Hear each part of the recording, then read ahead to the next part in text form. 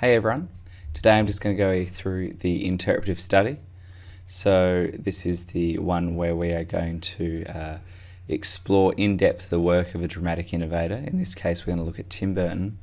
We're going to investigate him, we're going to analyse his work, and the idea is that you communicate to me your interpretation of his concepts, his film techniques, and the different things that he explores as a director. So the way that we do that is, as a class, we examine the work of Tim Burton, looking at a range of his films. The more that we watch, the better we get to know him. We consider specific thematic concerns and cinematographic techniques that are distinctive to his directing approach. So the different techniques he uses, that how we would describe as Burton-esque. Following discussion and talking in class, you can develop a question, or you can use one of the ones that I've got, or you can negotiate to sort of tweak it. Then you investigate that and you answer that question. In that you'd explore more than one of his films. During the investigation you refer to a specific film or films.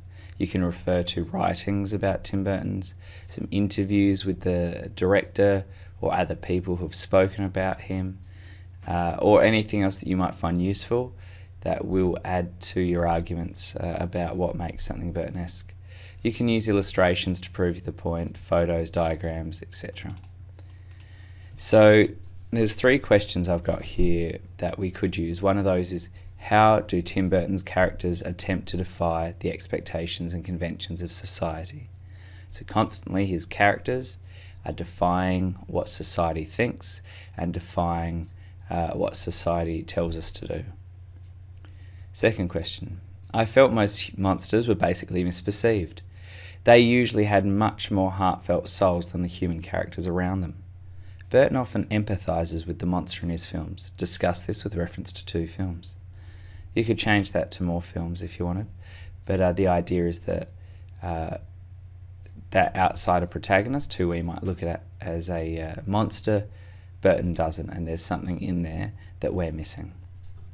The third one, Tim Burton, a widely known filmmaker, uses many different styles and techniques to explore popular themes in cinema.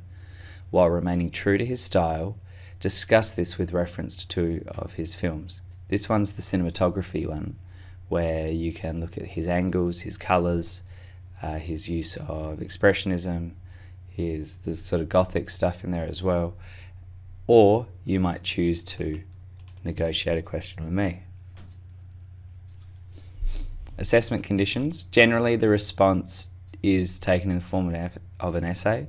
However, you may choose to structure it under a series of headings if you want to look at different aspects. It should be a maximum of 1,500 words, or if you want to do a multimodal presentation, if you feel you can communicate better through something that's not an essay, then you have maximum of 9 minutes. And you should be using a bibliography for this so that you can show where you get your sources. Any questions, let me know. Bye.